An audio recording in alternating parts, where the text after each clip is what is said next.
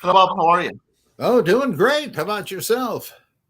Well, another week, another difficult issue to discuss. Yeah, what fun.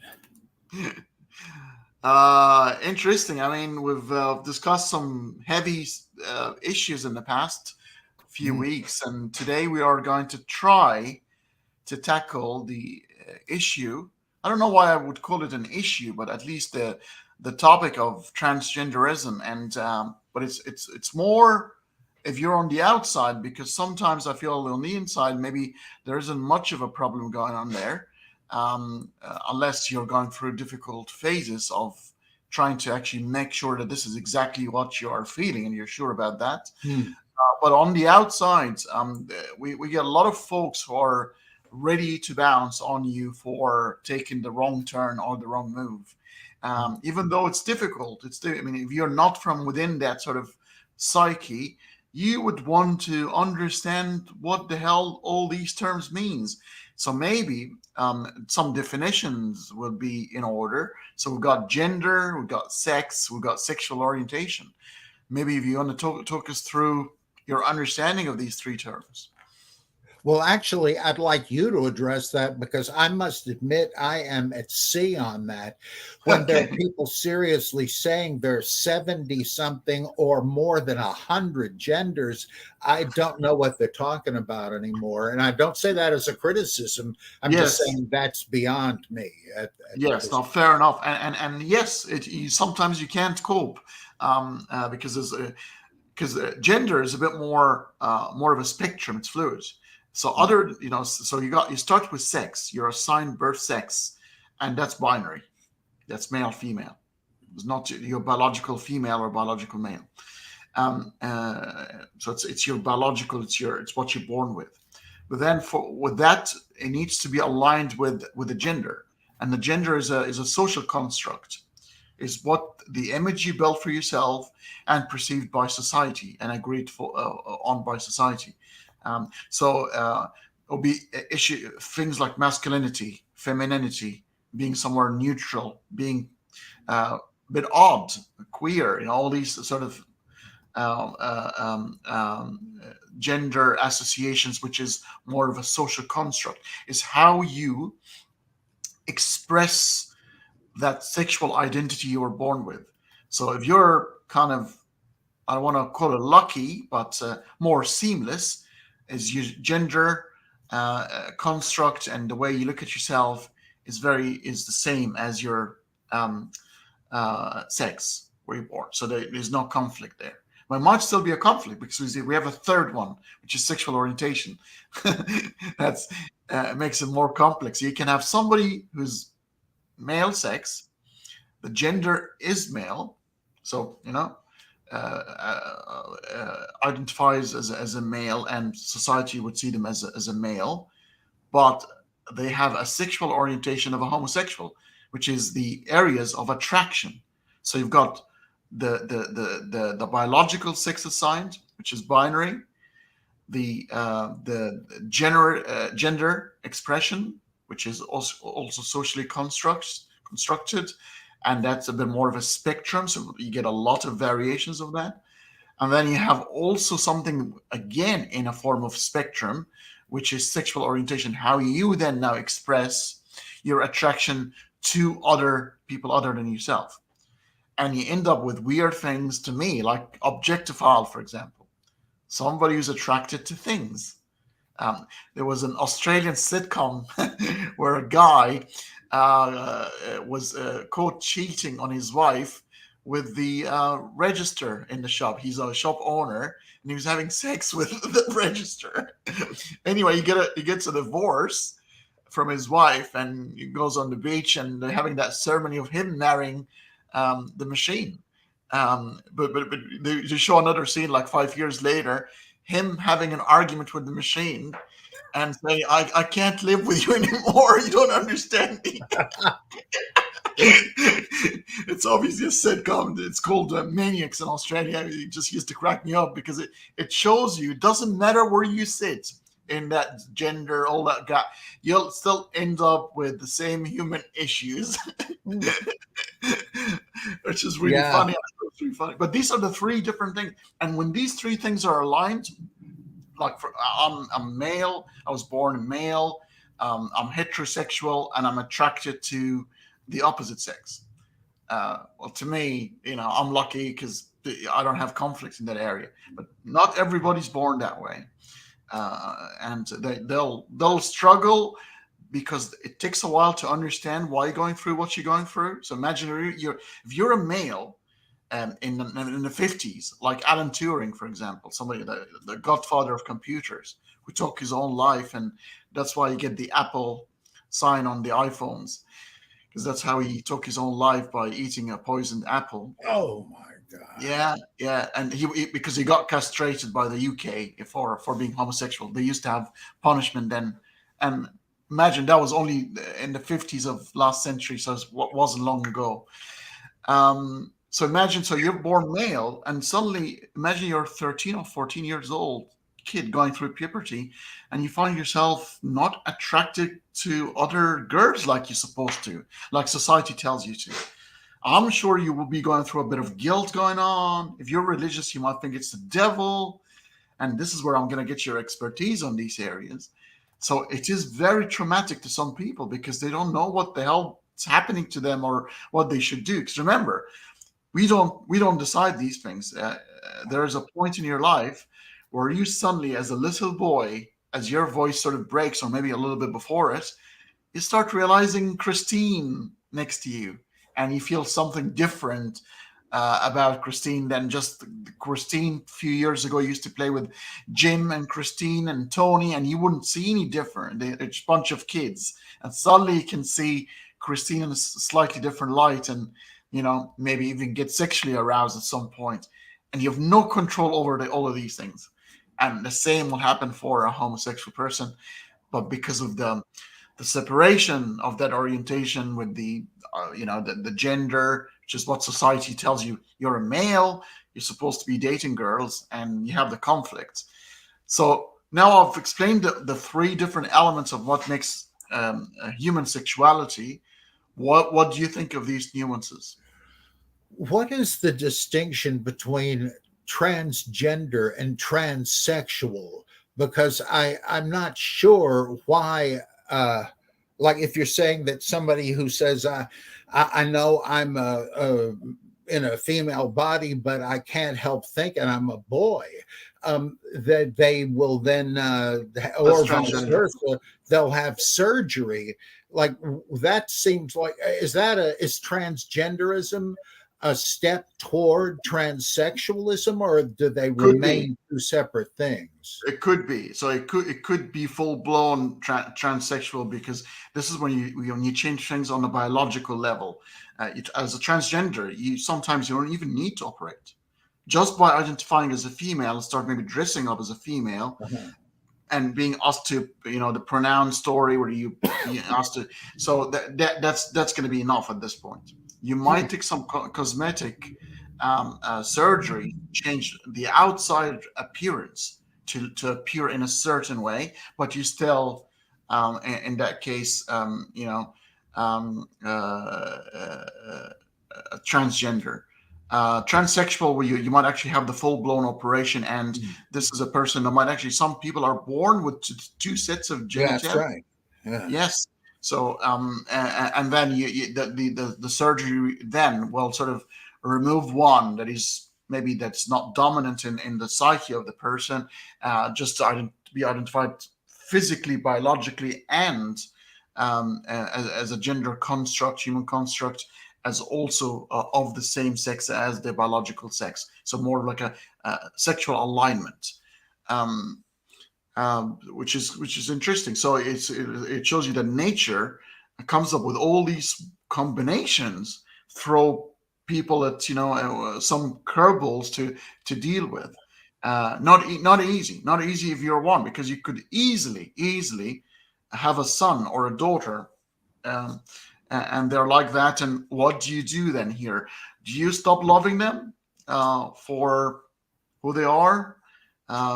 Yeah, so I'll get your general opinion, and while you're at it, obviously, when you elaborate, Bob, I would want you to tell me if there's any indication whatsoever in the Bible or ancient civilization or in comics or I know in the comics, Wonder Woman, that nation of females, whether there's some hinting happening there. Um, but obviously in Hollywood now, Wonder Woman is a sex symbol. Most males would dream about that, going to that Amazonian place, but all these females, which is probably it's almost like the Muslim paradise. Yeah, right. Yeah. Well, William Moulton Marston, who came up with the whole idea of Wonder Woman to be a female Superman, to provide a role model, an ideal for women. That it's not only the males that can do great good and be very powerful.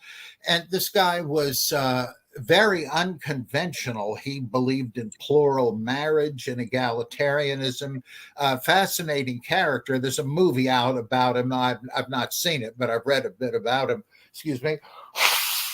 And and he was famous for, in his original Wonder Woman comics, frequently having bondage scenes in there where Wonder Woman would be tied up or chained up, but then would escape and so forth. And a bit of that even made it into the 70s TV show of Wonder Woman.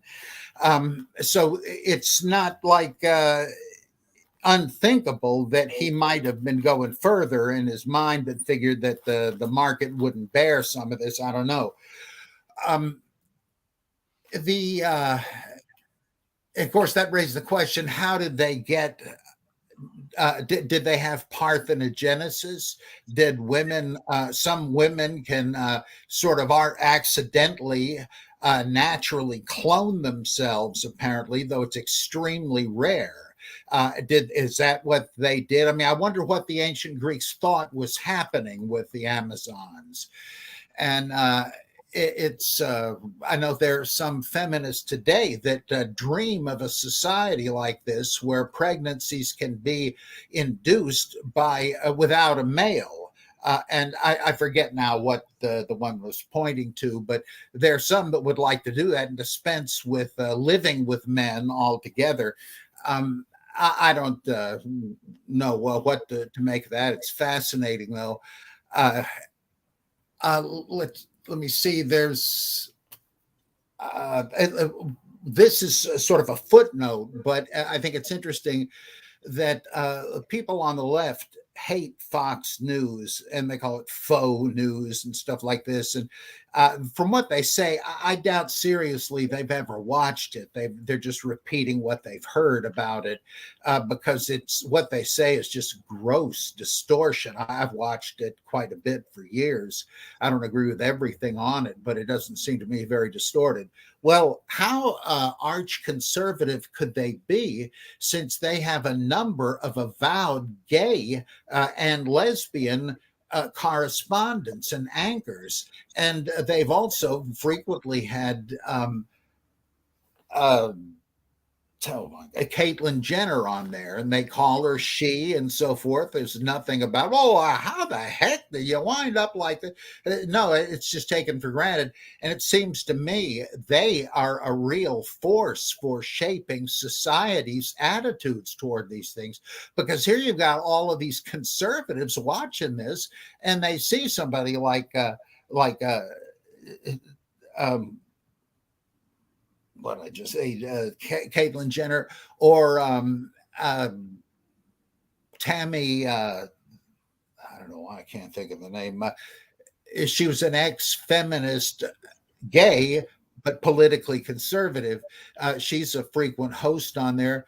Nobody says it. She will admit, oh yeah, I'm a gay woman, etc. There's nothing said about that. It's not even remarkable anymore. So I think their conservatism is changing, because that has to be an indication of it, or they'd lose loads of viewers. So attitudes are changing on that. But there is something. I may be getting too far from the question. Repeat the question again. Sure. So maybe go back. I mean, because obviously we're going to have an episode on feminism, and I'd like to really very much tackle that. It's quite interesting what you just said about a female paradise or a feminist paradise. Obviously, certain feminists, not all feminists, that want to eliminate males altogether, and they want to find another way of reproduction, but without a male. That is an interesting concept because it's going to tamper with natural selection because they're genes under natural pressures produce certain balance that cannot be achieved artificially. So you end up with artificial intelligence rather than natural selection. Natural selection is a lot more powerful. You might get quick changes on the short run with artificial selection, but you end up with like dogs, for example. Dogs are all artificially selected. That you get the pugs, but you end up with the breathing or the drooling problems of certain breeds. While you look at a wolf is a wolf. The wolf is the common ancestor or the closest ancestor to a domesticated dog. And you've seen what humanity has done with that to suit their needs, from little pocket dogs all the way to dogs like horses. It's insane. So humans can be, humans literally want to be gods, and I think they're on the verge of that, but maybe they're going to regret it after all. Yeah, everybody else seems to have in history and mythology who tried it. Yeah. So back to the question. Yeah, back to the question again. So transgenderism. So we've explained the three different terms. We've explained sex, we've explained gender, and sexual orientation. The three things that make up sort of the human sexuality, and the fact that you can be born a little bit, in my opinion, unlucky because society is difficult. I would not wish to be in that dilemma or trilemma. And I'm quite lucky that I have all three aligned. But what if you are born with a bit of distortion amongst all three? Well, I had a friend. I'm not sure I'd call her that since she said mighty nasty things about me, like my being clinically insane because of my political views. I find that a little irritating. But she was first Jerry and then had, I think, surgery to become Jessica. And she, a renowned fantasy writer, by the way. And I only met her once she had made the change. And the reason I think of her is she had a little purse chihuahua with her last time I saw her. But then, having changed to female, she decided she was lesbian. And I thought, well, why didn't you just stick with being male and being attracted to women? I don't know. And that's one of the mysteries of this whole thing. But that's what happened with her. So the gender thing and the sexual attraction thing were sort of out of whack on the norm that you're describing. But again, these things are just descriptive. You can't jump to putting value judgments on them. So I've and this is kind of funny. I edited and still do sort of a fanzine devoted to H.P. Lovecraft, and she sent a letter in the letter column once saying you don't have enough female perspectives in the magazine. It all seems to be written by and for males. And I didn't quite know what to say. I felt like saying, how would you know? Like, where are you? Are you the typical person whose reflection you're not finding? Or it's just confusing, at least to an old fuddy-duddy like me. I see the whole issue in a couple of different frameworks. I think that en masse, like the forest, not the trees, we that it's traditionally a sign of cultural dissolution when the boundaries between castes, classes, genders, etc., begin to blur and collapse, and the privileges or the customs appropriate to the different groups begin to fade away, and the result, which may be a good thing inherently. But it's not good that the poor are oppressed, for instance, and exploited. But whatever, whenever the lines begin to become blurred and to fall away, you're on your way to a cultural collapse and perhaps the war of all against all.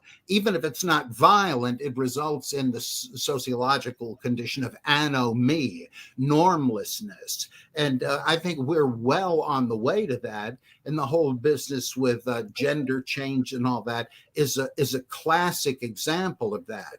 That doesn't mean it's wrong, right? It just means that there is this marks, among other things, an erosion of the culture, just as when society becomes secularist and or religiously plural, the sacred canopy, as Peter Berger calls it, of the society, the system of its norms, laws, customs, beliefs begins to erode. And there's no longer a cultural vision or unity. Well, I think the diversity is good, and it happens as a result of people becoming less narrow-minded, but there's a heavy price to pay. Eventually, people say, well, really, what stake do I have in being an American? I want to be a world citizen. And patriotism, for a noble reason, dangerously begins to disappear. So, I don't know what to make of this. It's not like there are good guys and bad guys. It's just a difficult transition that may even be bloody before it's over. I don't know, but it has happened that way.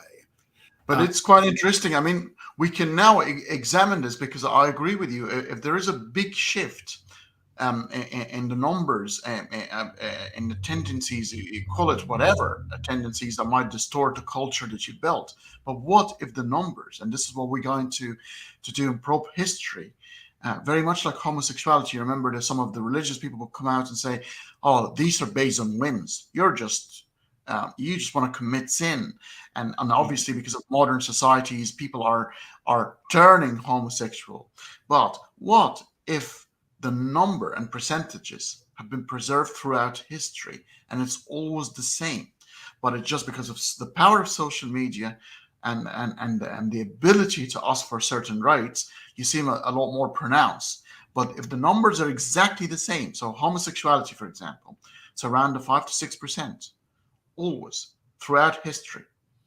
But in certain eras, they were hiding because the punishment was death. So you eventually find them hiding or not telling people, or being confused for the rest of their lives, getting married to a female, and having 6 children, and have another male concubine sort of relationship on the outside of marriage, and live life as if normal, and only maybe at the deathbed that you find out there's the true sexual orientation. Mm-hmm. So if the numbers have always been consistent, but this is a time where, okay, we're matured now as human species, and we can talk about it instead of hiding our heads in the ground like an ostrich, and we can say, okay, well, you guys do exist.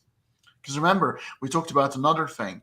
Being completely consumed by one aspect of your personality stops you from becoming who you'd want to become.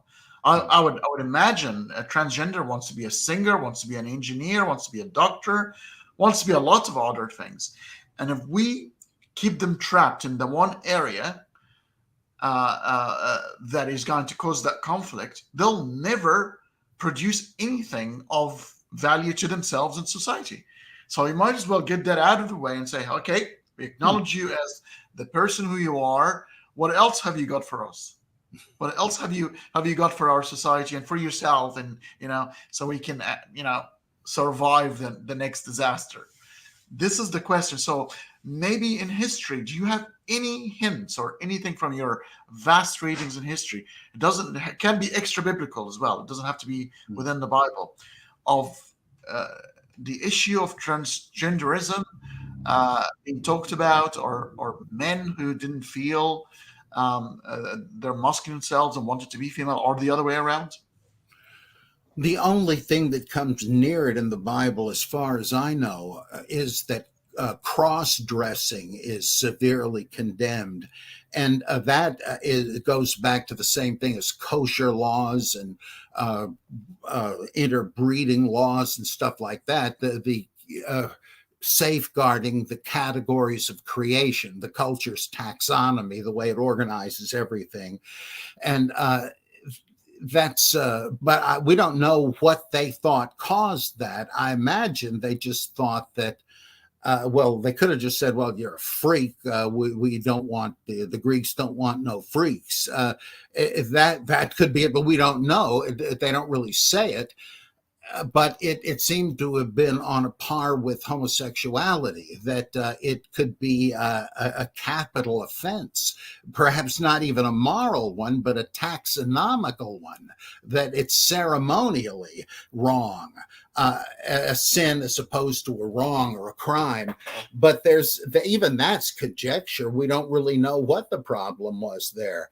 We do know that among the American Indians, and by the way, I before I get jumped on by somebody, I don't use the term Native Americans because the only Native Americans we know of were buffaloes. All of our American Indian people, of whom we ought to be proud, and I am, they're Siberians who came from Asia, which is in itself a great credit to them. That couldn't have been easy and spread throughout the Western Hemisphere. So it's no big deal to me, but I just prefer the traditional nomenclature. So much for that. So you're trying to say that they're also migrants like yourself? Yes, that's right. Slightly earlier. In Australia, we have a lovely term that I like: First Nation, or earlier nations. Now, they probably were Aboriginal. But not that it makes any darn difference, but the Indians probably weren't, but who the heck cares? I mean, they were here before us, that's for sure. But I was born in America, so I'm a Native American. So what the heck, this nomenclature insanity? Well, some of them had a category of female men who just for whatever reason did not want, or maybe failed to become braves and warriors and so forth. They didn't do that stuff. They did female tasks and dressed as females. Nobody thought that was bad. They weren't persecuted, executed, anything like that. That seemed to be a kind of a positive way of dealing with it. In some cultures, and I know only vaguely about this, but there were oracles and shamans and so forth who were men who dressed as women. And oh man, is that a great example of liminality, as Victor Turner calls it, where you are straddling two worlds, the spirit world and this world. And so you embody that transgression or transcendence of the worldly division by being a living example of it. Just incredibly profound. So that was a positive way of dealing with it. And there may be others too, I just don't happen to know about. I don't see that in the Bible. There were women oracles, like in ancient Greece too, but I don't know if there was any. Now, it's possible that when the Bible condemned cross-dressing, they had that in mind because they didn't much care for unauthorized oracles, like the Witch of Endor, for instance. So that might have been the problem there. Who knows? It's very likely as well that the cross-dressers were the transgenders of the past. Trying things on, trying to make sense of what the hell has gone on to them. Because imagine it would be a completely different world.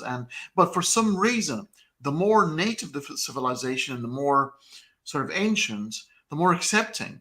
When I probed history, like a lot of islanders, Asia Pacific, like in Samoa, they actually raise, and I think I told you this before, they raise some of their sons to be females. They call the fa'afina. So they look after the family in the event there are too many males in the family. So they raise the last son as a female, and they get dressed as females. And so they're quite accepting. First comers in the United States called. They had that. They don't have a problem with that at all. And it's actually a TV series right now on Amazon. I actually recommend it because it's got supernatural elements. It's called Outer Range. It's quite interesting.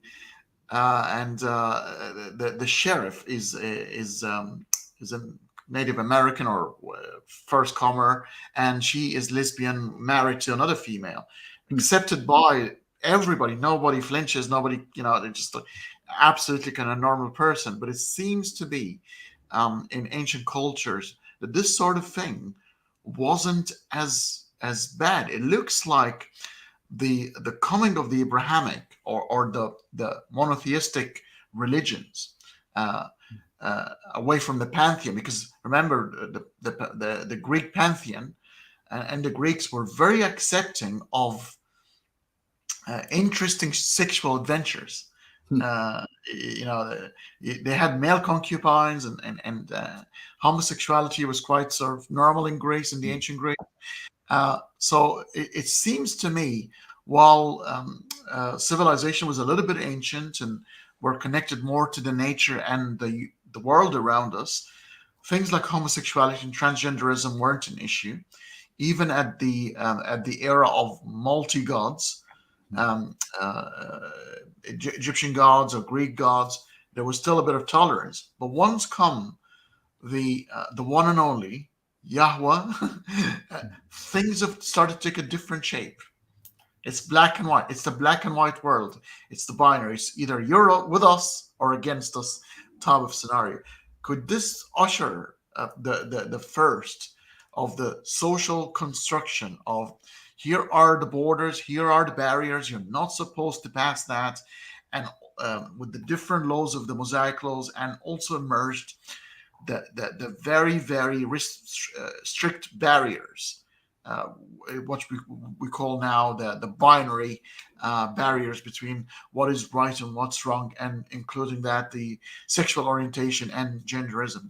Do you think that might be a thing? Well, yeah, though, of course, they had a battle to fight amongst themselves over that, or you wouldn't have laws against it. You don't have laws against stuff nobody's doing. So at what stage were these laws enacted, and in what stage did they come up with these taxonomies? And I don't know if it's possible to know that. I imagine it was a fairly late thing in terms of ancient Israel versus early Judaism, the transition from one to the other being a systematizing and, as odd as it sounds, a rationalizing of some traditions accepted, others rejected, and so on, the so-called Deuteronomic reform. But even there, when you say, okay, this is the way it's going to be from now on, you're not going to automatically flip a switch and everybody's going to agree.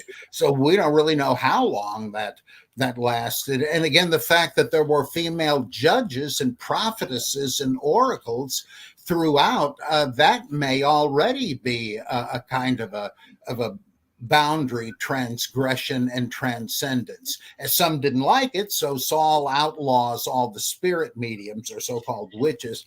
But I don't know how far that goes back and when the more male-centered thing came in. In the case of India and also in Greece, there's at least reason to believe that this stuff changed when predominantly male-centered invaders took over. The Aryans in India, and in Greece, which is why you still have a bunch of important goddesses in both, but they've kind of been reduced to, as I like to say, divine Lucy Ricardos. They're scapegoats, but not all the time, because you still have warrior goddesses waiting in the wings who rescue slain male deities. So, and even in the ancient world, you can find very surprising things that seem to go beyond what modern egalitarianism says. So it's kind of murky to me. Yeah, yeah. So do you now, when you sort of reflect on it and think for just for yourself, avoid any background or biblical narrative, historical narrative, do you think things are binary at this stage? Things are ought to be black and white, or now there is an element of, okay, maybe things are a little bit more complex. The human affairs and everything we think about, I mean, like what we discovered in our recent conversations, we might be sitting in an opposite sort of opinion. But as we starting the dialogue and delving into the dialogue, we realize that there are some areas in between that we can step on to meet maybe halfway, or might be convinced of a point you made that sort of makes more sense to me, and I'll adopt it and I'll take it, and you might take one of my ideas. So it seems to me that the human affairs are not black and white. Yeah, we like I have used before the idea that there is no morality inherent in the universe, though most laws are the same all over the world, though in practice there's various variations in application. Like everybody kind of figures adultery is wrong, but that also depends on how your culture defines marriage. So there's going to be a lot of variance anyway. But you don't have any cultures that say rape is okay, that murder, theft, etc., because sooner or later, probably sooner, all societies realized there had to be a certain social compact to keep everybody out of each other's faces. And look, my freedom extends to the tip of your nose and vice versa. I have my bubble of freedom, you have yours. We're all going to get along better that way. Let's do that. You didn't really need Shamash or Jehovah or Apollo to tell you that, but some people did, so they attributed them to the gods. But human nature dictates certain things. But of course, there are all kinds of ambiguities in life that become exceptions to any totalizing rule. And so it's better when a society can take in enough ambiguity to be strong but flexible, and like these ancient cultures did with male and female roles. What I think is a mistake today is the sort of fringe of the left that says there's no difference between male and females. Some woman testified before Congress the other day and was asked, do you think that a male, can become pregnant and have a baby? She said, oh, yes. Like, you're insane. Surely you don't think that. It's just a function of your all-consuming ideology. Now, that's delusion. But to say that cross-dressing, transsexuality, transgenderism, and all that. What the heck? That's the way some people are. It doesn't threaten us. Why bother them? That's a whole different thing. There are people that are making this more controversial than it needs to be by carrying it too far. Everybody, on any issue, you're going to find people that do that. So you do have to have the exceptions, because human beings are exceptional. And the more people you meet, the less trouble you're going to have doing that. I know how it feels even now when I hear, oh, yeah, this guy married that guy. All my life I heard, well, men and women marry. So I immediately feel, wait a minute, what is this? But then immediately again, I think of a married couple I knew, and an old friend of mine. There were a gay couple who adopted a couple of orphan babies. It was like 50s, like Father Knows Best or something. There's nothing weird about it. And that really convinced me, okay, there's nothing wrong with this. It's unusual, but so is genius. So yeah, their nature produces exceptions as well as commonalities, and you have to recognize both. I know I'm going on and on here, but that's my approach generally.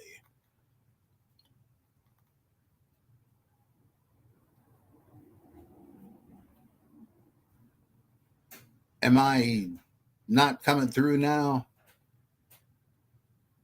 I hope you haven't lost my feed here.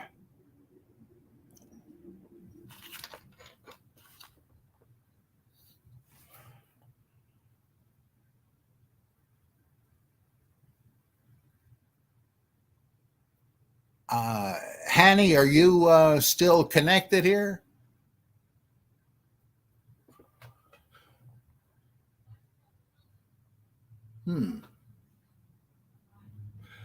Well, if we're recording still,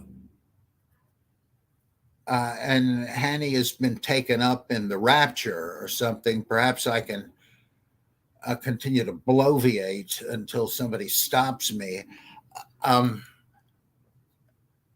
I guess the next thing I would have said was, if you back away from the exceptions, the just like they're, exceptional violin players and painters and all that exceptional doesn't mean bad, and so forth. Something can be abnormal but good, right? I wish there were more people endowed with great talents and so on. Well, once you back away and look at the commonalities, these people I mentioned who are ideological zealots denying biology, which I think transgenderism inherently does not, then you do have a different range of issues. I'm sorry, Hanny, I lost you there for a bit. I don't know what happened. Oh, that's all right. I had to restart. My camera stopped for some reason, and I had to reboot the system. Apologies. No, I just suggested the rapture might have come and you might have been taken up.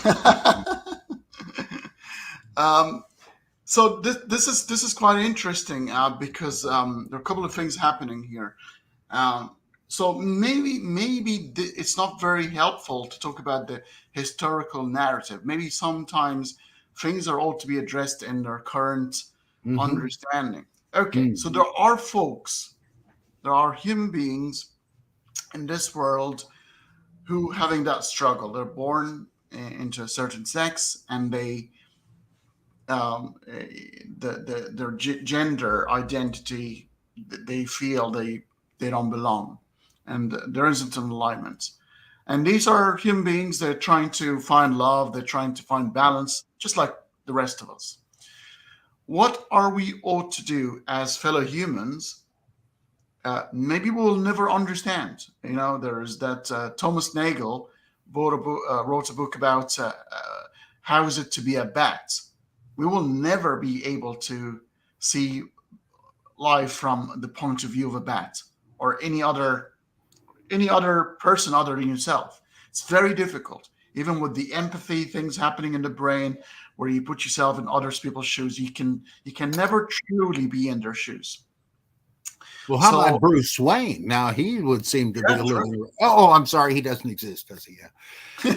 Yeah.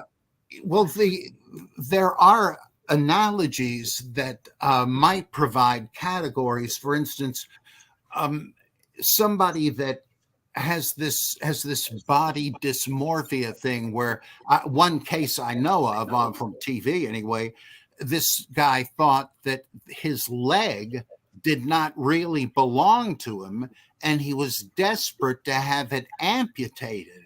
I don't know if he ever finally did, but they examined him every possible way. There was nothing wrong with it. There was signaling his subconscious, you got to get rid of this thing. But what caused that? I mean, nobody would say that is just a normal minority position. There's something wrong there. And so then you have to ask, if somebody says, well, I feel like I'm in the wrong kind of body, is that also a disturbance? It's not bigotry to suggest that, but we don't know, so it's just a question.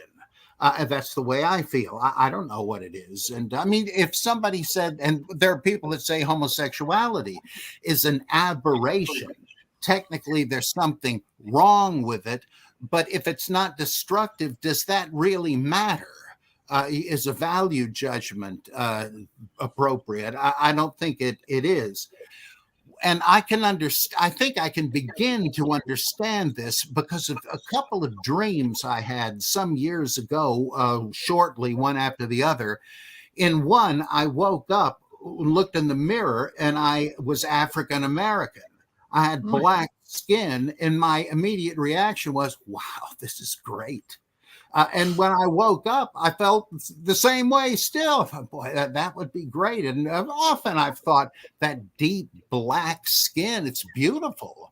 And so I didn't necessarily want to change my ethnicity, but I thought, yeah, that is great.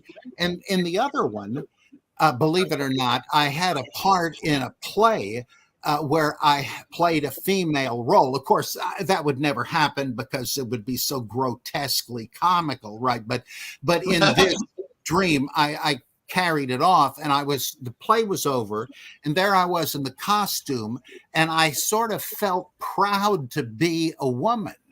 And since then, I've often felt like it must be glorious to be a woman. And I don't think there's anything wrong. I don't exactly envy women, but I admire and appreciate them. I think that's a great thing to be. And yeah. I guess I chalk it up to what Jung said about the anima and the animus, that everybody has male and female aspects to them. And who knows why, but the proportion of each differs with each individual. And something like that may be going on with transgenderism or something. And if so, it's hard to see what's bad about it. So Freud came up with the penis envy situation. Maybe you have a bit of vaginal envy ourselves. Oh, yeah. I don't doubt that exists. Why wouldn't it? So it's interesting when you see things from that way. Now, my problem, and maybe let's see if this is probably your problem too, is those on the sort of in the shallow waters and probably don't know the science or don't know the nuances behind the situation, but ready to judge you because they belong to a certain cheerleading squad, and they want to shoot you for asking certain questions. And it could be, some are not genuine, some are dickheads out there that would try to have a low shot by posing some rhetorical questions. And some people like you and me probably are genuinely interested, want to get to the bottom of it, want to understand what is truly happening in the boiling room. So people like that, and you'd ask the transgender community as well to have a lot more educational videos. Okay, this and something bit balanced, something a bit more sort of neutral about explaining what is going on, what are they feeling, what does the science say about that? Be quite interesting, and not running away from. I mean, yes, eventually they have to be accepted the way they are, because that's how humanity works. You got to. There's no other way.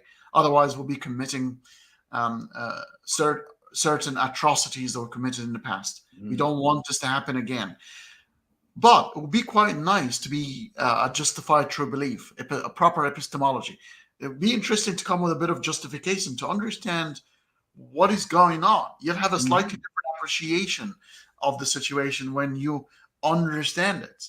But those who shoot you down the moment you go, you're not allowed to ask questions. How dare you ask? Are you asking questions because then you're demeaning us, or this is demeaning, or you're a bigot? What do you say to these two different groups? Well, I like to point out, surely, if you're in a religion where the Savior says, I am the truth shall set you free, you shouldn't be afraid of learning whatever turns out to be the truth. And if you say, well, I don't need to do that because I already know what the truth is exhaustively from the Bible, surely you don't think that. Isn't it obvious to you that there are, for example, questions of medical ethics that we must have thinking about that simply didn't come up in the Bible? I mean, the ancient rabbis already knew that. Surely you don't think that asking questions is bad. The unexamined life is not worth living. The unexamined faith is not worth believing. And that's the only way you'll ever plumb the depths. In Dr. Faustus, his student says, Faustus, plumb the depths of that which you profess. Well, that's what you got to do, or you don't really profess it. Your faith is worthless then. Do you even believe it? When people say, I don't really need to know anymore, well, you already think it's false, don't you? Deep down, I have to think that's what's going on. And so I would say that, and I'd also say, hey, look, when I ask questions, I just want to know more. I just want to understand. I'm not trying to do a gotcha kind of a thing to an opponent. I never do that. Why do I care? I just want to understand people and what they believe and what makes them tick. That's exactly my position. And for this to work, you probably need to understand, like me, certain things about the science, about the nature of the affairs, how we are going to engage, and how are we going to proceed forward. I mean, we talked off air about the issue of sports and competing. And this is an area, because now beliefs have consequences, and actions stem from belief. So if you believe certain things, you start acting out in that way, and therefore they have consequences. And we can talk theoretically about how we feel inside and sexual alignment, but at the end of the day, they actually have applications in life. And some applications are a lot more. They pass the subjective judgment about, oh, I find that offensive. Something are kind of objective. So we talked about competing in a sport. Is it fair if a transgender person happens, to take the hormones, and happens after puberty, which means your muscle group let's say, talk about a male turning into a female at the age of 20 something, Bruce Jenner, for example, turning into Caitlyn Jenner, but retained the muscles and the physiology of a male person. Is it fair for them to compete with females? I don't think it is. It's as if, again, I naturally go back to comic books. It's as if you were to enter a track meet with Captain America. It'd be ridiculous because he has been super scientifically improved into an ideal physical specimen. He wasn't just born that way.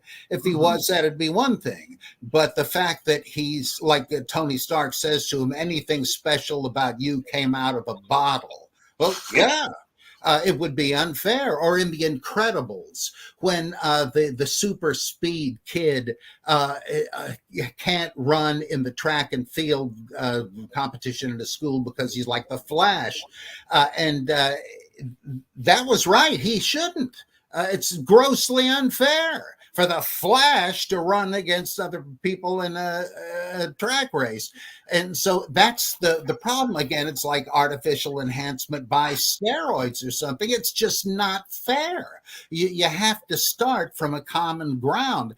If somebody has an advantage because their training is superior, hey, you could have done the same thing.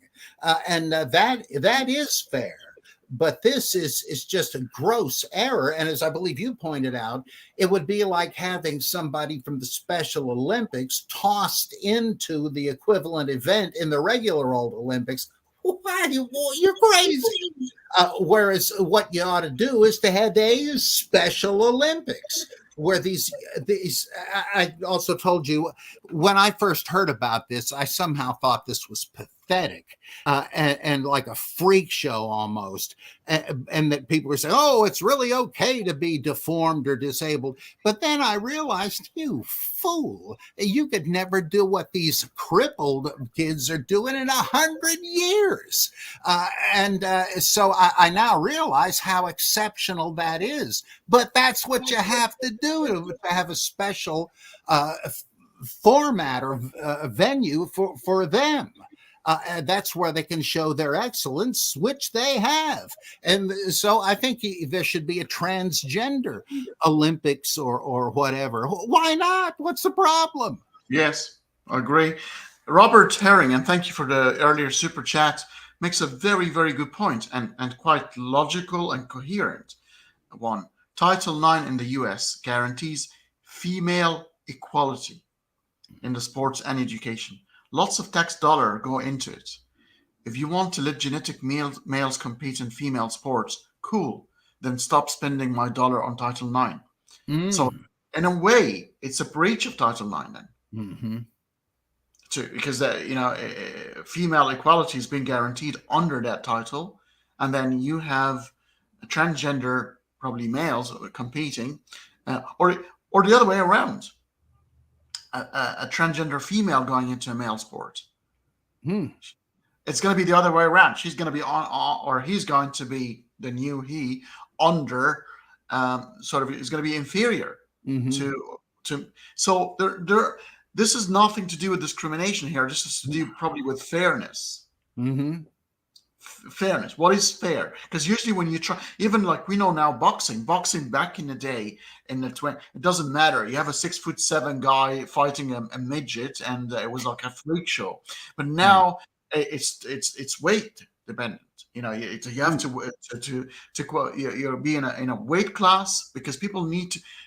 Part of the competition now is everybody needs to be to every degree possible at an equal footing. That's what we do in modern competing now. Because if you don't, what's the difference between just watching some thug beat up Barney Fife? I mean, yes. Where's the sport in that? There's no challenge. It has to be on an equal footing, or it's no sport at all. Yeah, it's a freak show. It's definitely, it will end up being back in the 20s and the 30s, where in the circus you actually employ people who are a little bit weird, or you do something crazy to attract, ignorant audience who just want to see weird stuff happening in front of them. So that would appeal to them. So maybe, and I think this sort of thing, if it comes from the transgender community, will have a way more appeal and understanding. Imagine if the transgender community come and say, hello, it's not fair. We understand the challenges in us competing in these sort of sports, but maybe it's time to have their own sport or competition to guarantee fairness. Because if they don't, and they might, I'm sure some would say, yeah, but we are really women now, and we would be admitting that we weren't, that we were some other kind of human if we did that. But that show, it's so, the result is so obviously unfair, even ludicrous, that you're in effect admitting it by insisting on it. You're admitting that we're not really women, because you are setting the stage for that to become absolutely clear to people. Yeah, will be quite interesting. But as we said, it's so. For example, in toilets situation, then I'll have a slightly different opinion, because you would then have to logically conclude that a person who's gone through the hardship of transiting from male to female and changing their gender and going through a lot of maybe bullying and harassing just to peep into women's bathrooms, I find might be far fetched. So having transgenders going into female bathrooms, I don't have too much of a problem with, because other people have suggested in the past that there's some apparently rape situations, or really very bad people. They go through all of that hassle just to be able to enter women's bathroom. Which I find a bit. If you go through all that difficulty just to see a rack or something, it just you're insane, sort of thing. But there have been famous recent cases where people claimed, well, I'm transgender. I consider myself a female now. Who even knows if they meant it? But in any case, it didn't stop them from raping women in the women's room.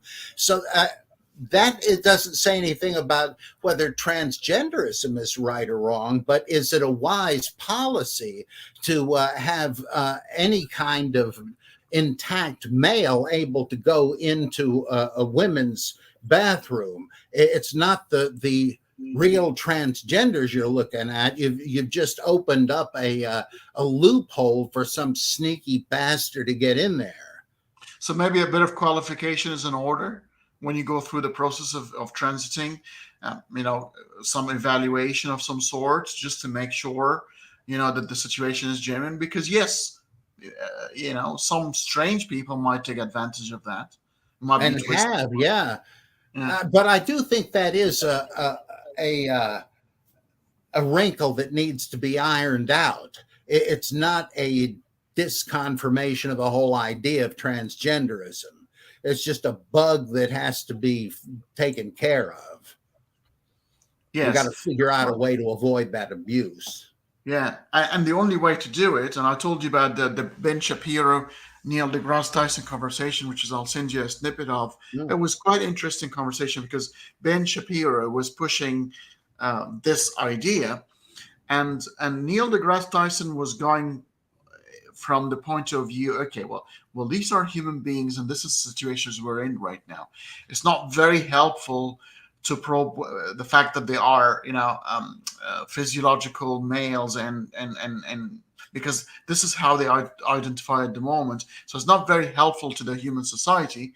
However, in all fairness, he did stop Neil deGrasse Tyson himself at the transgender competing in women's sports, and he said, maybe we need to rethink this. Maybe we need to come up with something new that will achieve fairness and also give these people a chance to live life. Yeah. There's this new TV series. I don't know if it started already on the Disney Plus channel, the She-Hulk Attorney at Law, based on the comic with Bruce Banner's cousin having a blood transfusion to save her life. He's the only available candidate, and you know what happens. She becomes the She-Hulk, but retains her sanity, but she becomes, this huge bruiser.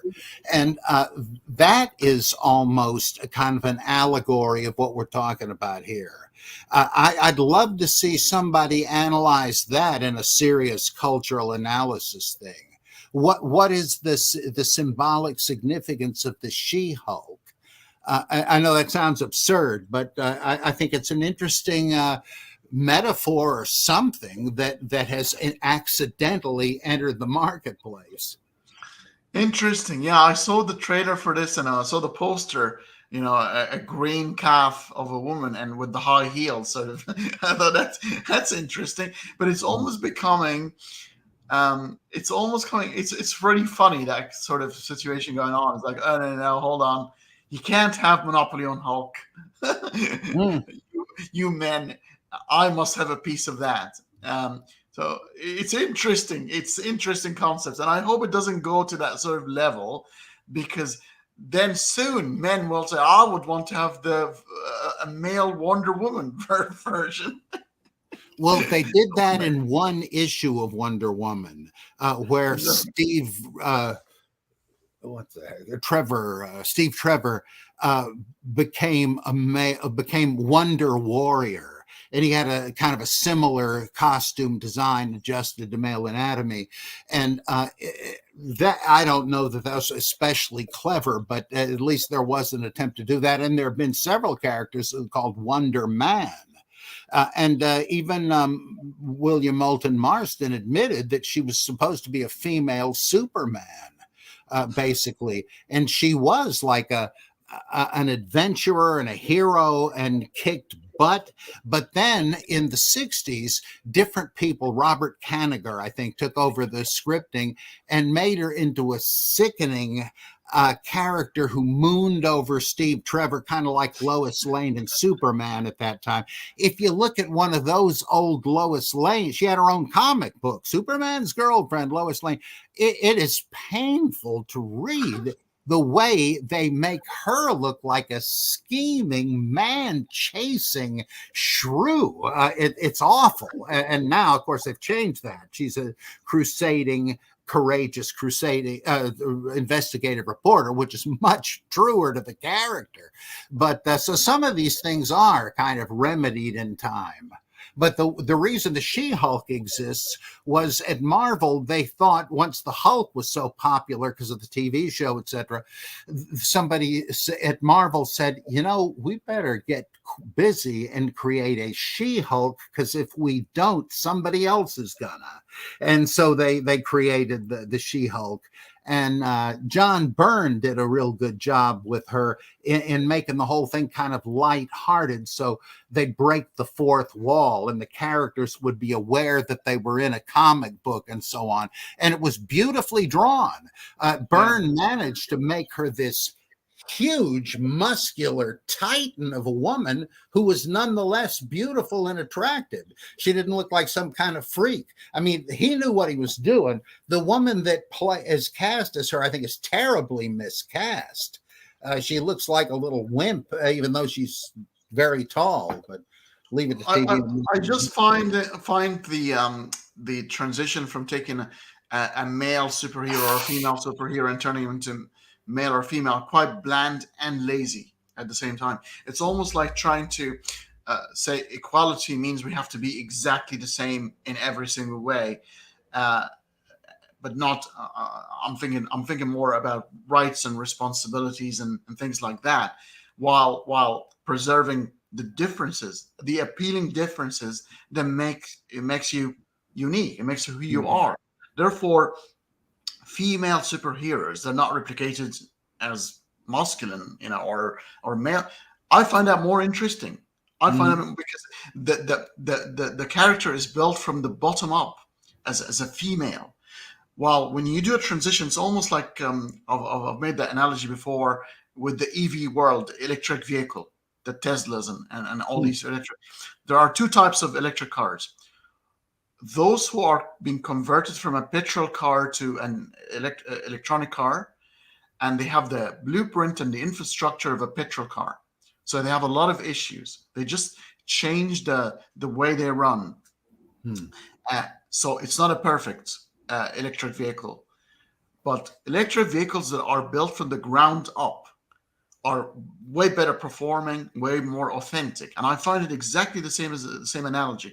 Taking the Hulk with all its characteristics and just add some small elements to suit a female narrative is lazy. Just lazy and non-creative. I'm sorry, go ahead. And commercial. It's just about money. And not only that, it's pretended egalitarianism. They don't seem to understand how insulting it is to have female superheroes that are simply female versions of male characters. Jane Foster is Thor. A young African-American woman becomes the new Iron Man, et cetera, et cetera. Spider-Woman. There are two or three of those, in fact. Like, what? Don't you see what you're doing here? Ms. Marvel, based on Captain Marvel. You're just saying, well, there's a female adjunct, a female shadow. It's why don't you create an originally, like you're saying, an originally female character? that sees things from a female point of view. Same thing with other ethnicities. There's this big deal over Miles Morales, a Hispanic Black Spider-Man, alongside the Peter Parker. What is the point? Don't you see how insulting this is? What you need is like the Black Panther. It matters that he's an African with his own story. Yes, I agree. And you know, I've noticed something while we're chatting about this, something that is, it takes us back to the biblical narrative, how uncreative Yahweh himself, because when he created man, and only upon reflection, oh, he's a bit lonely, let's take a rib and make a woman. It's almost exactly the same sort of narrative. Humans are doing this, repeating the same issue. We're taking a rib out of a male superhero to create a companion, while it could have created someone unique from the ground up. That is really brilliant. Yeah, So, that's great. In the story, there's like a Levi-Straussian structuralist way to understand this, that God is experimenting. He doesn't know what's going to come up from the dirt next. He makes all these animals out of the dirt of the ground, just as he made the Adam, the human, but none of them are suitable. It's like it's just luck each time. And he says, well, maybe I'll have better luck if I made one like him out of a piece of him. And sure enough, then the Adam says, this at last is flesh of my flesh and bone of my bone. She shall be called Ish-Shah, woman, for she was taken out of Ish, man. So there's a reason for this. It really has to do with what the contrast of human belief in human autonomy, that we owe our existence to others like us, versus the idea that we're all the children of Mother Earth. And when we deny that, we're trampling on Mother Earth, and we're not going to get away with it, because Cain kills Abel and so on and so on. So very profound. So there is a reason in the story, but that doesn't change the fact that what you've said really is a brilliant analysis. So maybe, and maybe we're going to get a lot of anger, but again, we're not going to shy away from ideas, because I'm not sure myself. You know, this could be an idea. Maybe the idea is for transgenders to maybe be proud of being transgenders, and not, you know, like homosexual person. They are not enclosed in that male female sort of anymore. It's a different angle to sexuality, and they are called homosexual. And maybe you don't want to be called a male or a female. These are, again, anyway, social constructs that we've built. Maybe the word transgender requires enough respect, and it can stand on its own feet, just like Black Panther. It's a title taken from the condition itself, from the struggle, because once this person becomes a full female, you don't have the backstory anymore. You don't know if she looks exactly like a female. You would just see a blonde lady getting into a shop to buy some shoes. But while retaining the transgender label, or whatever you want to call it, I'm going to have an interesting appreciation, an imagination of what kind of struggle this person had to go through to be here. And maybe that backstory of endurance, of perseverance, of standing against bigotry and a lot of other, maybe it's worth preserving. It has a certain value. I don't know. And it gives you a kind of psychological, cultural parallax. You can see it from both eyes that are slightly apart, and you must have a totally different perspective, and a sharper one in some ways. And again, that's a classic example of liminality, which is a door to the sacred. This is why, in my opinion, the stereotype of gays being especially creative artistically is not a stereotype. You see it too often, and it's no accident, because they have this character of sacred liminality that gives them a kind of a transcendent perspective. And I think the same would be very likely true here, and it would be special and even sacred, just like the cross-dressing shamans and so on. You're straddling two worlds, and that's always, throughout religious history, a symbol of the transcendent. Yeah, maybe that's the reductionism that we all go through, because we're afraid of too many labels. We like to keep life simple, Mm-hmm. and that's where a lot of people get into that binary business, because it's only two things to remember as opposed to 99 things, male, female, man or woman. And I can understand the dilemma. We are not, our memories sort of fade as we get older, and we it's very difficult to remember things. So sometimes I think we tend to reduce a lot of nuances, because that's how our brain works. You don't want to overcomplicate things, but in the process, you might end up causing some minorities and some other, groups of people a lot of harm.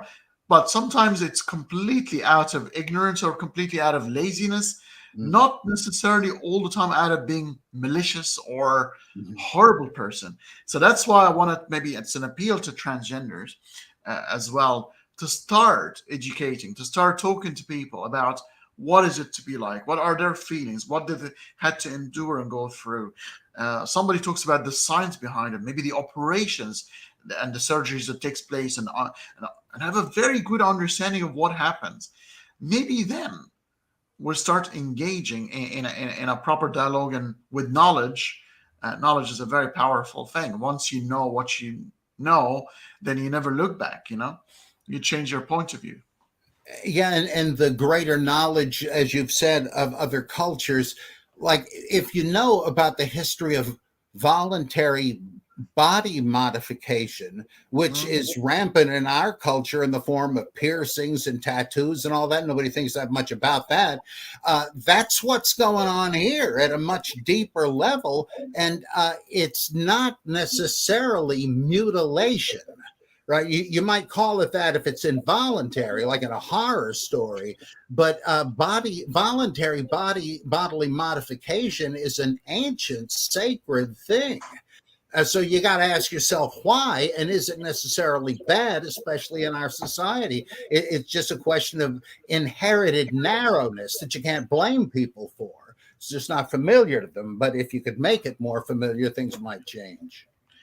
Now, in that last portion of the conversation, we'd like to sort of zone in on the cheer squads of those who are ready to point the finger. They might have very little knowledge of what we're talking about, or even the transition of a transgender and what they have to go through. But all what they know is you're not allowed to ask questions, because when you ask questions, it means that you're not accepting.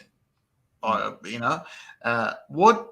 do we think about these type of people? They're ready to cancel you, ready to tell you off for asking a good question. What do you think of people like that? And why do they do what they do? Well, I think they're defensive. They have reason to expect hostility from mainstream folks, and they can't seem to recognize somebody who is sincerely interested, and they may be in the minority anyway, that if they're likely to meet somebody from outside who doesn't really understand them, it may be that usually those people have been hostile. Well, what kind of a freak are you? And so they've learned to anticipate that. And it's hard for them to imagine that anybody who is not trans or in that subculture could be positively interested. That'd just be my guess. Like a lot of blacks are suspicious of whites, and it's not hard to see why. But you have to try to get through and say, hey, look, I'm not against you. I just want to understand. So, I mean, it's called now, obviously, we always have to find labels for things. And wokeism comes to mind, being woke, and being a wise person that always knows best somehow inherently without having to go through the discussion. They somehow born with the disposition of being slightly wiser and more humane than others, and they can virtue signaling their way into paradise by deciding on situation by simply closing their eyes and making strange sounds. But we ought to find things out. If you are going to be convinced of a position, you'd want to hear the cons and the pros. What do people on all sides say about this? What does science say about this? What does history say about this? So you can make up or have an informed point of view. For those woke groups that probably club together because it creates another type of social hierarchy and cultural tendency. You've got a group of people that identify as we are the voice of the voiceless, even though nobody's appointing them. and they're probably bad advocates because they once they pressed on certain nuances and difficult questions, they probably will have no answer other than shut up, you're a bigot. What do you think of that mindset? What triggers these people to club together and group together and to attack people, even without the understanding of the actual situation? I think it's a faith-based cult mentality that is reinforced by isolating themselves with birds of a feather. A peer group with people with exactly the same beliefs who can reassure one another and recharge each other. Yeah, those chauvinists, those bigots, etc. We got to show them what's what.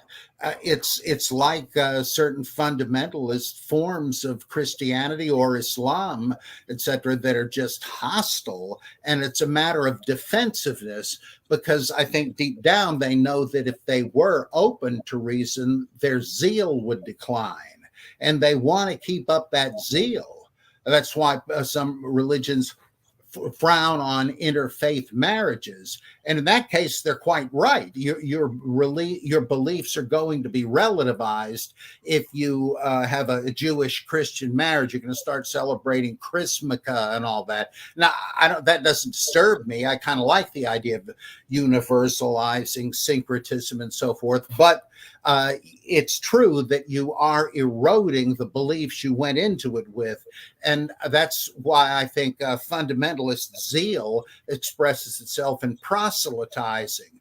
The more people you can win over to your side, the more votes you have that your views are true. See, he didn't believe it before, but now he does. I convinced him. So you see, that just shows now there's even more of us that believe this, and so it must be true. And you don't want to open yourself up to somebody that might argue against you or might demonstrate by their sincere piety that, there's really no difference between your faith and theirs. There's no more reason to believe in yours than theirs. Oh, I know. I don't want to believe that.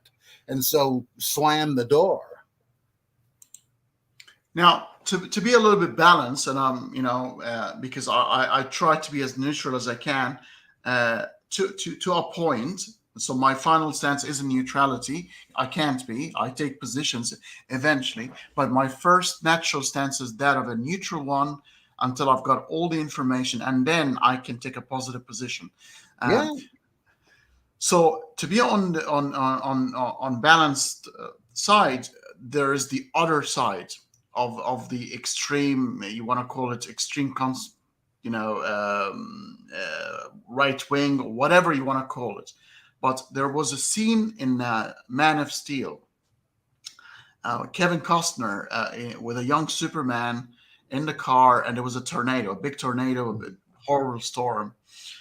And Kevin Costner had to go back for the dog because they forgot the dog, and his leg got trapped in the car. And Superman was about to go and save him. And he went, don't try to save me. Because he told him just before, People are afraid of that they don't understand. Mm. The world is not ready for you yet. You're scared them to death. Mm. And sometimes that what happens. Sometimes it's not out of hatred. Sometimes it's purely out of ignorance. We're afraid of things that we don't understand. And there are people who would never engage, or they find it difficult to understand where other people come from, or they don't understand what is a homosexual. What is that? That's something of, these people are strange, they're weird. I don't get it. I don't understand it. Therefore, it's the devil. Mm-hmm. Or as Voltaire said, the hell is the other people. What do you think of that stance? On the other side, that's the opposite side. Well, it depends on whether you are not ready to accept the new and the unfamiliar, or if you're playing the role of the Grand Inquisitor and that you may understand it, but you're acting in behalf in a paternalistic, condescending way to your flock. I don't think they're ready for this. Maybe they are. I mean, you are apparently, since you know it's not so simple. So I have less respect for the Grand Inquisitor than for the people who were just ignorant and innocent of these things, like children. And so I regret that. I don't hate those people, even if you become like the crazed Westboro Baptist people. They're in a cult and have been socialized, regrettably, into this thing that has been fanned into hatred against gays. I mean, they're actually at demonstrations holding up placards saying God hates fags. And another one I remember, God says kill fags. Well, I saw this, and in the next Sunday in my sermon, I mentioned this, and I said, I only hope that some of these people may see the videotape of them the next day and see it more objectively and say, what has happened that I am calling, I am howling for the blood of homosexuals in the name of Jesus, and that the scales might fall from their eyes. But even there, I can't hate them, even if I feel we have to stop them in terms of preventing violence. But it's just like children. Carol has a very clear idea about this, that a lot of the bad stuff people do is just because they're immature. They just don't understand. And certainly that's true.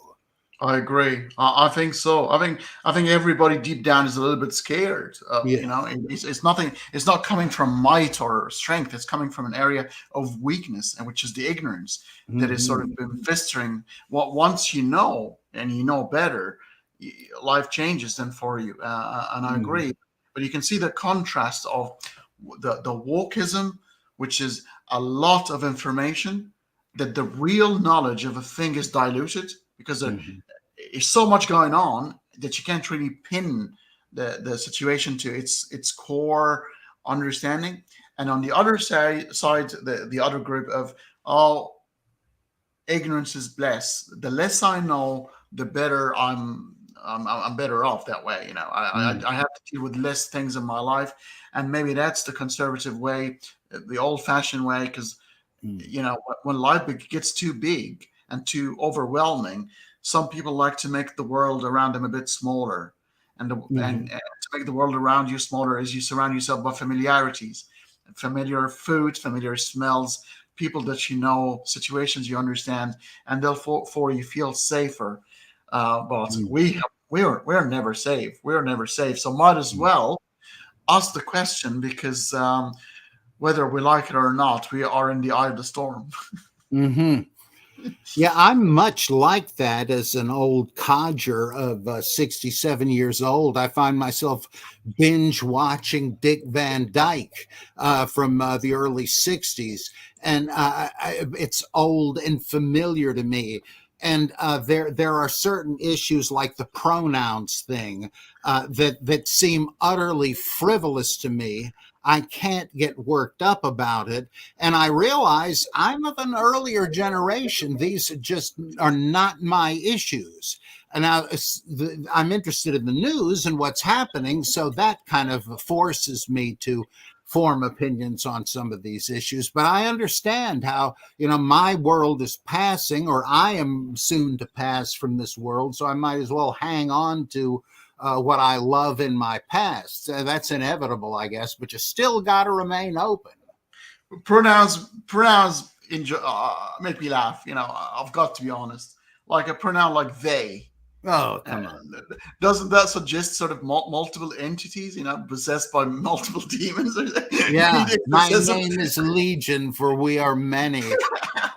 Yeah, there's one of these stupid ads that says that they're trying to help you find applicants for a job. You got to replace the person. It says your business is booming, but your manager has left.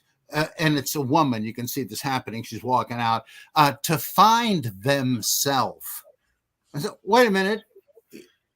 This is a woman. There's no indefiniteness about this. So you can't say she has left to find herself. It has to be generic, as if she is many people. And what the heck?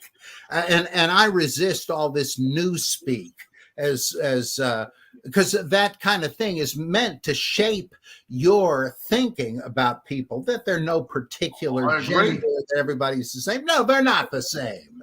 And my view is I rejoice in the diversity, as certain people say they do, but they're trying to iron everything out. Which is it going to be? Yeah. Look, it's all fun and games, but at the end of the day, if somebody wants to be called a certain way, out of human respect and decency, you do that, right? Yeah, sure. But being offended, like, you're going for a burger and, you told them your name is Robert McDonald, and somebody said, Mr. Robert McDonald, say, did you just presume my pronoun? Just to get offended at something. And it's like, you're baiting people to be enraged about something. Yeah, it's so counterproductive. And when people can get fired for not using somebody's preferred pronoun and they don't even know what it is, you're really in 1984. That's just crazy. And people tend to err. I've seen people talking to transgenders and they have the slip of the tongue because they're still deep down, they might be still thinking, I'm talking to a male who's in a dress. But they're full of respect. They're trying to understand, and they're the slip of the tongue where they might address them as a male for a second. Mm-hmm. And I would like to see maturity from the transgender community, say, and actually laugh it off, have a joke about it, and play it, and embrace the human vulnerability of being sort of have blind spots all over our brains, and say, hey, I'm being part of the sarcastic society. We take the piss out of ourselves as heterosexual, as homosexual. It doesn't matter. So transgenders eventually need to join the fold because the human condition ought to be laughed about, regardless of its position in the spectrum. So I think the faster they join and they start reflecting and have a good go, I would like to see a sitcom about transgenders taking the piss out of transgenders, like we do. Eventually, I know it's a bit raw at the moment, probably. But you're right. It will happen insofar as we attain their goal of normalization and acceptance. This kind of thing is hyper defensiveness because they expect and frequently receive hostility. But once that's out of the way, I don't think there'll be any big deal. It's just it's got to settle. One of the best actors to take the piss out of things like that and never being called a bigot, or might have been, but Ricky Gervais. You probably heard of Ricky Gervais, the English actor. He's a funny man. There's a TV series called Extras, where he goes around asking for lines. He's an extra, but he's a non-speaking extra. And he goes to the directors and different famous actors asking for a couple of lines in his scene. And he gets famous eventually. but there was a scene where George Michael, the late George Michael, the singer, acting as a gay person, and he's obviously gay, and the paparazzi are trying to find him to take a picture of him, but he's sitting in a park in what's known to be the gay bench, the queer bench, to hunt for other males, like by winking at them, said, "You want to come behind a tree?" and things like it was. And it was Ricky Gervais and George Michael playing the stereotypical homosexual who's sort of all what they think about is sex. And even a paparazzi came and said, George Michael gone from the scene, and he said, "Oh, George Michael was here." And he said, "Well, how do you know he was here?" He said, "On that bench, there's a joint, a trace of a joint, and a kebab." Obviously, being Greek, because George Michael's Greek, and he had a joint. So things like, and this has been acted by George Michael, who was part of the homosexual community, taking the piss and stereotype. It's actually trying to say that this is not true by showcasing it, how absurd it is. Yeah. And that's brilliant. And I thought it was very refreshing. Welcome to humanity, where we all have a good laugh about ourselves together, and then once you have that, I'm going to introduce you to another concept in Australia that used to happen. You heard of Eric Bana? Yeah, the Hulk. Australian. He used to have an 80s show here. He plays a wog. In Australia, we call a wog. It's a working Oriental gentleman. Started with the Asian community. Anybody who's a wog in Australia, somebody from Greek or Italian or Arabic descent who's not Anglo-Saxon, right? And there used to be an 80s show. He's playing an Italian, I think a Greek, sorry, that's taking piss out of Italians. And the Italians taking the piss out of them. And they go to the bar and they're all joking about each other. And then comes the guys from Croatia and they're start together laughing at the guy from Croatia. And the guy from Croatia is laughing back at them. And there was just one banter after another. And you get as much as you give. And it was comedy galore. And the sensitivity of, oh my God, you can't say that sort of thing. And because everybody gives it and takes it at the same time. Then ethnicities at some point actually kind of disappear. It's no longer there. It's so belittled everywhere that everybody is not immune from sarcasm or a good laugh. And I like that kind of world where things are not taken that seriously. My mother-in-law, Cecilia, says the same thing. She used to be an operating room nurse, and a couple of decades, 3 maybe. She's done it for a long time. And she said they used to have diversity among the people in the OR, the nurses, the doctors, and they'd be firing off ethnic jokes at each other's expense, and everybody laughed. And she said, like you just did, what happened? Where is that? And this reminds me of how there was some show in the late 70s, I think, called Mr. Sunshine, a short-lived sitcom about a guy who might have been a professor or something who was blind. And they, instead of dancing around that gingerly, they made that the object of the jokes. And I saw only one episode, but there were gags based on his being blind and not knowing who he was talking to that were hilarious. And this wasn't sadistic. It's just, and I did the same thing at Gordon Conwell Seminary. There's this guy, great French accent, Andre something or other. He was blind, and I used to rib him. We got along great. He came to the table at the cafeteria one day in a T-shirt that says "Thank God." I said, "Get a load of this." Andre's wearing a shirt that says "I think I'm God," and he said, "It does not say that." So, yeah, how do you know? And this was just laughing all around. It wasn't like, oh, I can't say anything about that. Yeah. There's you remind me of 70s, because 70s and 80s were brilliant for that. There was another 70s show called Mind Your Language.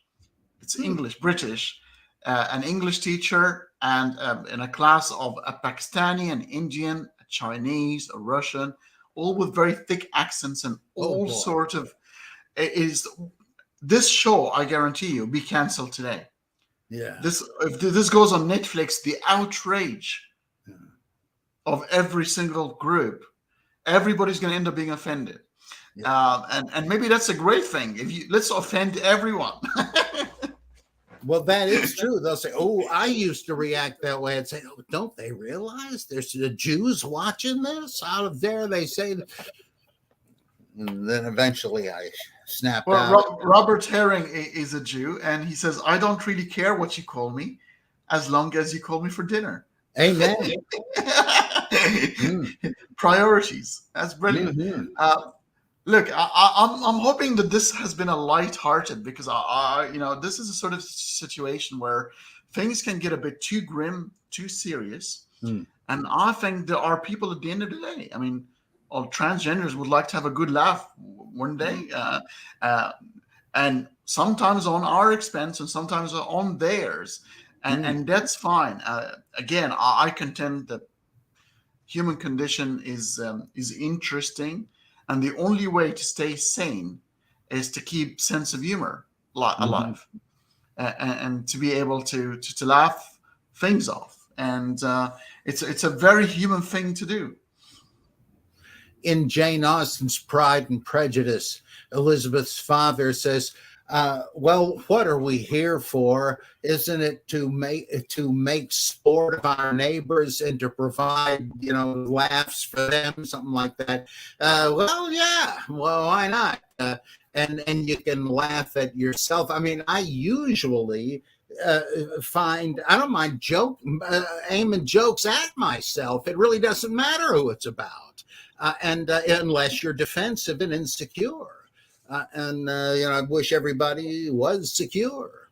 And you have practiced that. I've seen it in practicality. You weren't just claiming that. I remember when you were attacked so much by the different groups calling you all sort of names, and you said something that made my wife as well sort of was in stitches listening to you, when you said, "And why the hell do they care about what I think? I don't even care about what I Yeah." My views are unimportant. I'm just pontificating from an armchair. What difference does it make what I think? It was brilliant. Yeah, I like that. I think life could be a lot more tolerable if that was the attitude. Look, as usual, I enjoyed the conversation immensely. Me too. We'll chat about the next topic, what we're going to come up with, and tackle another difficult one. Oh, yeah, loads of fun. Would you like to say anything? People watching this will realize, I could do this with my friends. Maybe I'll have an evening of discussion of controversial topics. Yeah, please do. Yes. Yeah, this is what I'm hoping for. I'm hoping that this actually end up cascading into society. People of actually, as a matter of fact, you should be seeking people of different opinions. Well, how boring is it to have an echo chamber of four people going to a pub exactly the same, cheering for the same club, drinking the same beer? What a boring existence. I'd want to go out with people who are different opinions so we can have an interesting conversation. Mm-hmm. And I know Protestant and Catholic fundamentalists who nonetheless are very open to discussion and want to know about things that you would think would offend or frighten them. But no, I had too low expectations, and it is just such a pleasure. That's brilliant. Well, thank you so much for our weekly dosage of controversial topics. It wasn't controversial at all. For me, most of these things we're talking about are intellectually curious situations. However, they involve people, and this is where it gets a bit dicey. Mm-hmm. And we know there are certain crazy groups that will end up using maybe violence against this group. I think there was a Ripper in the UK that used to kill transgenders, would seek them out and actually kill them. So that obviously is a horrible thing. Yeah, that's really clinically insane. Yeah. I mean, that's far beyond being a bigot or being prejudiced. You're gone in that case. You're gone, or you may be harboring some very, very sick, or actually sometimes very similar feelings, and don't want to declare them to yourself. So you end up you're killing every time you kill somebody, actually killing you fantasizing about killing yourself. Bingo. It could be exactly like that. Mm-hmm. Interesting. The human brain is such a maze. Mm-hmm. Bob, I'd like to thank you again, and until next week. Okay, great. Looking forward to it. Thanks a bunch. Thanks very much. Thank you very much, folks. We'll see you next week in another installment of Dare to Think.